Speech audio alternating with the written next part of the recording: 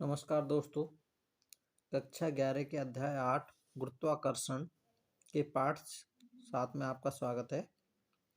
पाठ 7 में आज हम पढ़ेंगे पलायन वेग या पलायन चाल क्या होती है और पृथ्वी सतह से पलायन वेग का सूत्र व्युत्पन्न क्या होता है, यानी कि सूत्र व्युत्पन्न करेंगे।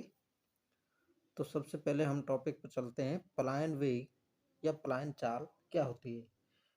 पलायन वेग वह न्यूनतम वेग होता है जिससे किसी वस्तु या पिंड को पृथ्वी की सतह से ऊर्ध्वाधर ऊपर की ओर फेंका जाता है तो वह पृथ्वी के गुरुत्वीय क्षेत्र से क्या निकल जाए, बाहर निकल जाए और पृथ्वी पर वापस नहीं आए, तो उस वेग को पलायन वेग कहते हैं। तो पलायन वेग वह वेग होता है जिससे किसी वस्तु को पृथ्वी सतह से फेंकते हैं तो वो पृथ्वी के गुरुत्वीय क्षेत्र से बाहर निकल जाए और वापस पृथ्वी पर नहीं आए, तो उसे पलायन वेग कहते हैं।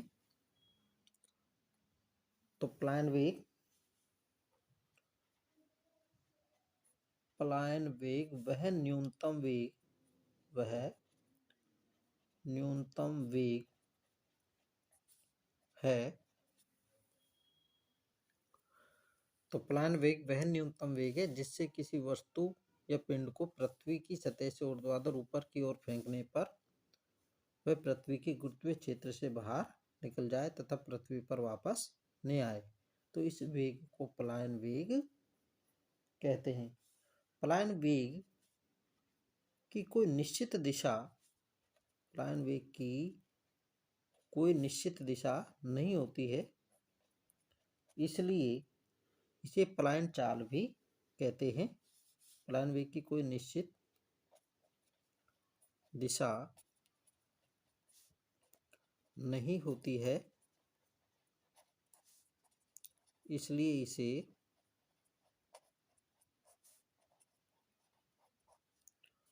पलायन चाल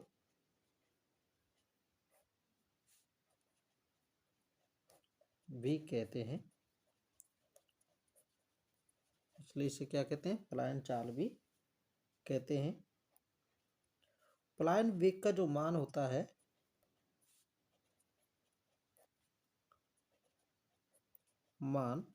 वस्तु या पिंड का मान वस्तु या पिंड के द्रव्यमान पर निर्भर नहीं करता है। और पृथ्वी सतह पर जो पलायन वेग का मान होता है, पृथ्वी सतह पर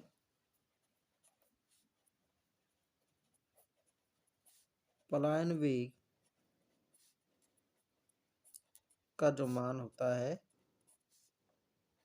11.2 किलोमीटर प्रति सेकंड होता है। यानी कि हम पृथ्वी सतह से यदि 11.2 किलोमीटर प्रति सेकंड के वेग से किसी वस्तु को फेंक दें ऊपर की ओर, तो वो पृथ्वी के गुरुत्वीय क्षेत्र से बाहर निकल जाती है और वो पृथ्वी पर वापस नहीं आती है। अब हम बात करते हैं पृथ्वी सतह से पलायन वेग का सूत्र क्या होगा। तो पृथ्वी सतह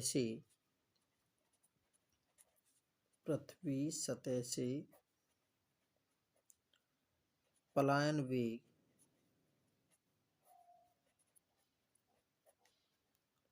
का सूत्र व्युत्पन्न करना।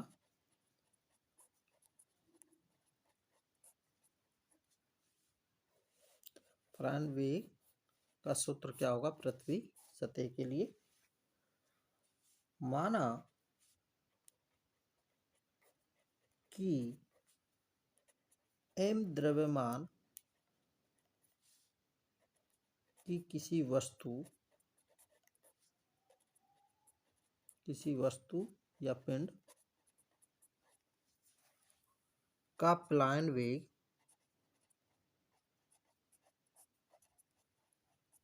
VE मतलब अर्थ के लिए है, VE है।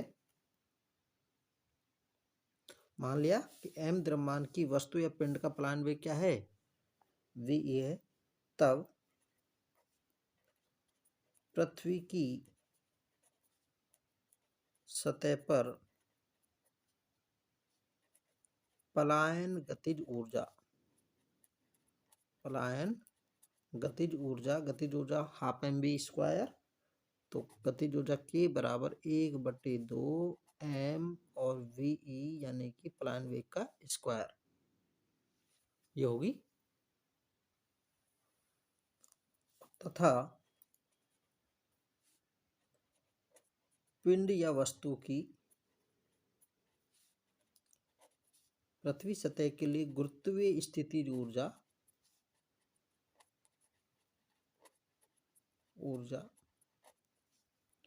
US बराबर -G MEM/RE।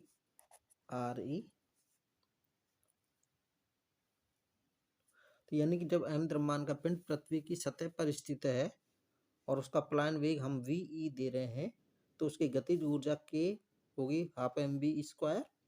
और पृथ्वी की सतह पर जो गुरुत्वीय स्थितिज ऊर्जा होगी उस पिंड में वो होगी -G ME पृथ्वी का द्रव्यमान, m ये पिंड का द्रव्यमान बटे RE। अब पृथ्वी की सतह पर पिंड को कुल जो ऊर्जा होगी, अब पिंड या वस्तु की कुल ऊर्जा E बराबर होगी K + US। E बराबर कुल ऊर्जा गतिज ऊर्जा प्लस गुरुत्वीय स्थितिज ऊर्जा। तो E बराबर K का मान हाफ mv² और US का मान -G MEM/RE पृथ्वी की त्रिज्या। और इसको इक्वेशन नंबर 1 दे दें। अब हम वस्तु को ऊपर की ओर फेंक रहे हैं पृथ्वी सतह से, तो वस्तु अनंत की ओर जा रही है। तो वस्तु यानी कि वस्तु को अनंत पर ले जा रहे हैं, यानी कि वस्तु अनंत की ओर जा रही है और अनंत पर कुल ऊर्जा शून्य होती है। अनंत पर कुल ऊर्जा वस्तु की क्या होती है? शून्य होती है, यानी कि अनंत पर कुल ऊर्जा का मान शून्य होता है। तो अर्थात E बराबर क्या हो गया? 0। तो समीकरण 1 में 0 रख देंगे तो यह आ जाएगा 1/2 mve² -G ME पृथ्वी का द्रव्यमान, m पिंड का द्रव्यमान बटे RE पृथ्वी की त्रिज्या बराबर 0। तो इसको इस साइड लेके जाएंगे तो हाफ mve² बराबर प्लस का हो जाएगा G ME पृथ्वी का द्रव्यमान, m पिंड का द्रव्यमान बटे त्रिज्या RE। m से m कैंसिल, तो ये VE² आ गया। 2 यहाँ चल जाएगा तो 2G ME/RE।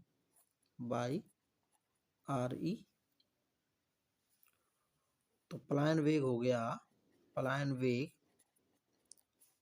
VE बराबर √2G ME/RE। ये इक्वेशन नंबर 2 दे देंगे इसको, इक्वेशन नंबर 2। और अब पलायन वेग को गुरुत्वीय त्वरण के रूप में भी लिख सकते हैं। तो हम जानते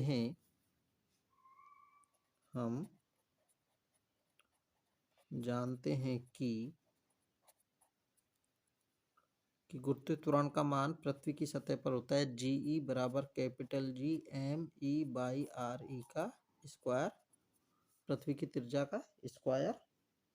तो यहाँ से एक RE, क्योंकि ये G ME/RE है, एक है, तो यहाँ से एक कैंसिल किया तो G गुरुत्वीय त्वरण और पृथ्वी की त्रिज्या RE बराबर G ME/RE आर ई,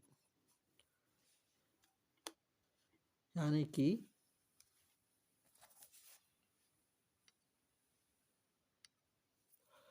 तो GMERE की जगह क्या लिख सकते हैं, GE गुरुत्वीय त्वरण पृथ्वी की सतह का, RE पृथ्वी की त्रिज्या। तो इसको हम इस प्रकार लिख सकते हैं पलायन वेग को, तो VE बराबर अंडर रूट ऑफ 2GERE, यानी कि पृथ्वी की सतह का गुरुत्वीय त्वरण और पृथ्वी की त्रिज्या। तो ये भी एक पलायन वेग का हमारा सूत्र होगा, और ये इक्वेशन नंबर 3। तो समीकरण 2 व 3 से स्पष्ट है कि पलायन वेग का जो मान है, ये समीकरण 2 व 3 पलायन वेग के सूत्र को व्युत्पन्न प्रदर्शित करता है, और समीकरण 2 व 3 से स्पष्ट है कि पलायन वेग का जो मान है वो पिंड या वस्तु के द्रव्यमान पर निर्भर नहीं करता है। तो हम लिख सकते हैं अतः समीकरण 2 व 3 से स्पष्ट है कि पलायन वेग का मान वस्तु या पिंड के द्रव्यमान पर निर्भर नहीं करता है।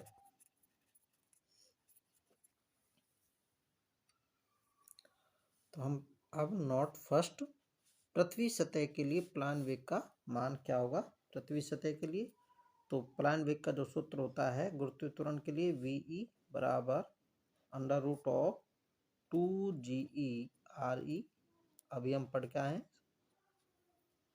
समीकरण 3 से। तो GE पृथ्वी की सतह पर गुरुत्वीय त्वरण, तो GE बराबर होता है 9.8 मीटर प्रति सेकंड स्क्वायर। RE पृथ्वी की त्रिज्या होती है 6400 किलोमीटर, और इसको हम मीटर में चेंज कर सकते हैं 3 मीटर। दोनों मानों को इसमें रख देंगे तो हमारा पलायन वेग होगा पृथ्वी सतह के लिए VE बराबर अंडर रूट ऑफ 2 गुणा 9.8 इंटू 6400 इंटू 10⁻3,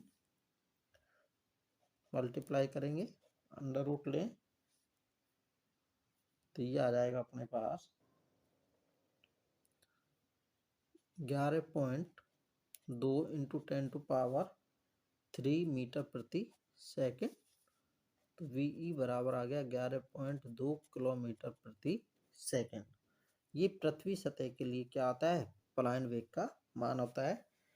तो इससे ये स्पष्ट है कि किसी वस्तु को पृथ्वी तल से हम 11.2 किलोमीटर प्रति सेकंड से ऊपर की ओर फेंक दें, यानी कि वेग प्रदान कर दें, तो वह वस्तु पृथ्वी से पलायन कर जाएगी और वस्तु पृथ्वी पर वापस नहीं आएगी। तो इससे स्पष्ट है कि किसी वस्तु को पृथ्वी तल से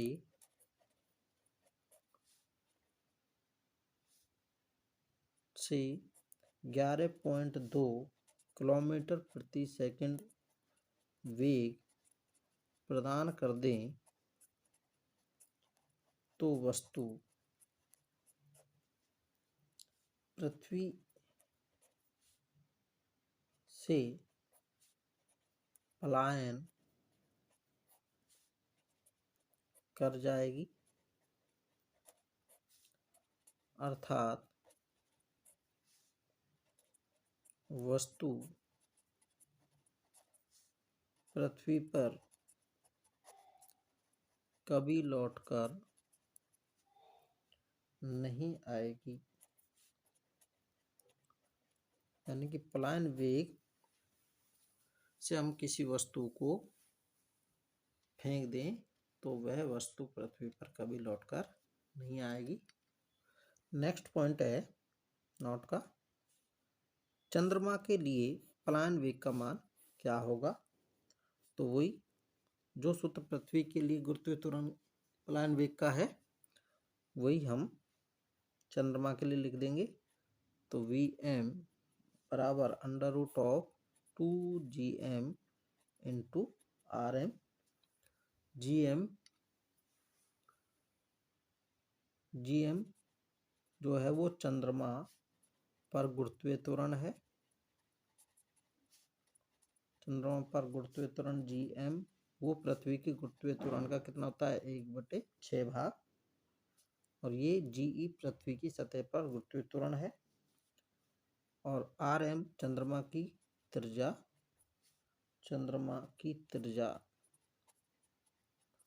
rm ये होती है 1.4 × 10⁻6 मीटर, यानी कि 1740 किलोमीटर।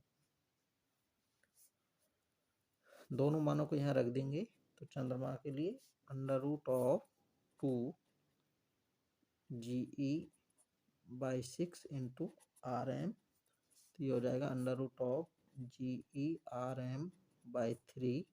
2 से 2 तिया 6, तो Vm बराबर √GE का मान 9.8, rm का मान 1.74 × 10⁻6/3। तो ये आएगा Vm बराबर 2.38 × 10⁻3 मीटर प्रति सेकंड।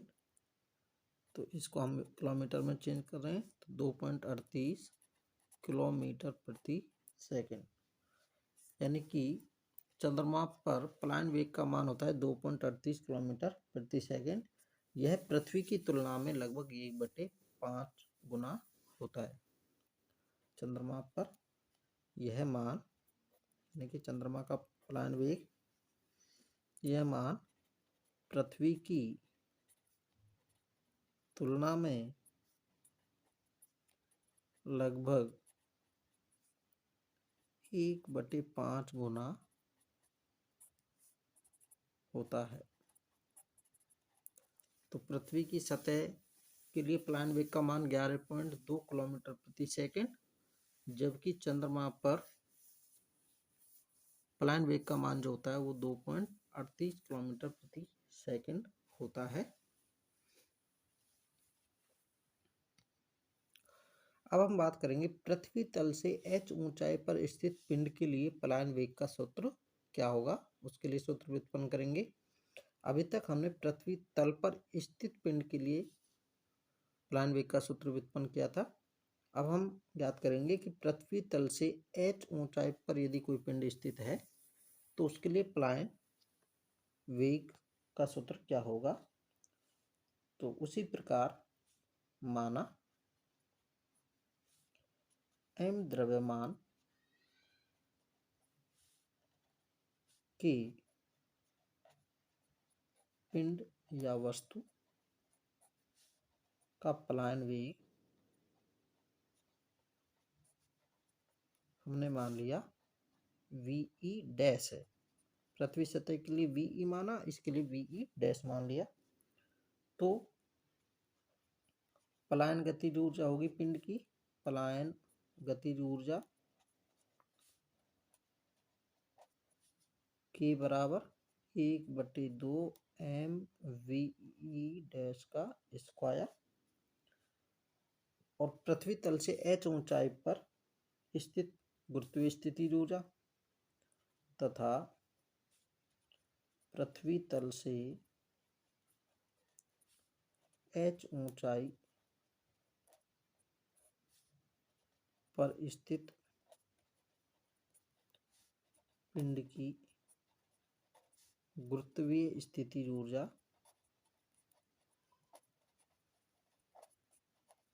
ऊर्जा होगी, यू मान ले, U बराबर -G m e पृथ्वी का द्रव्यमान m पिंड का द्रव्यमान बटे RE + H। जब पिंड हमारा पृथ्वी सतह पर था तो दूरी RE थी, अब पृथ्वी सतह से h ऊंचाई हो गई तो RE + H दूरी हो गई। तो कुल ऊर्जा पिंड की कुल ऊर्जा होगी E बराबर K + U। तो E बराबर 1/2 mVE डैश का square minus G m e m by R E plus H, equation number 1। अब अनंत पर जब हम पिंड को ऊपर की ओर फेंक रहे हैं तो पिंड अनंत की ओर जा रहा है, और अनंत पर वस्तु की या पिंड की कुल ऊर्जा क्या होगी? शून्य। अनंत पर पिंड या वस्तु की कुल ऊर्जा शून्य होगी, अर्थात E बराबर क्या होगा? 0। तो 0 बराबर समीकरण 1 से 1/2 mv डैश का square minus capital G m e m by R E plus H. अब इसको इस साइड ले जाएंगे तो 1/2 mv डैश का स्क्वायर बराबर capital G m e m by R E plus H.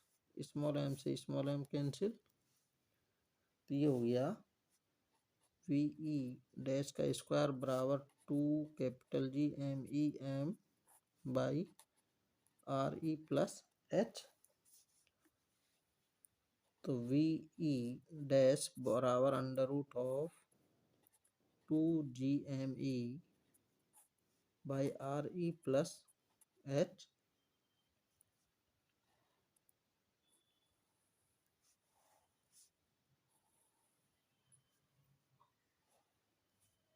Equation number 2। अतः समीकरण 2 से स्पष्ट है कि प्लान वेग का मान जो है वो ऊंचाई पर निर्भर करता है। तो ऊंचाई जब बढ़ेगी तो प्लान वेग का मान क्या होगा? कम होगा। तो समीकरण 2 से स्पष्ट है कि ऊंचाई बढ़ने पर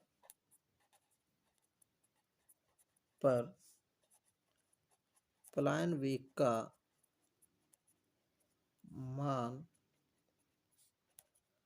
कम होता जाएगा।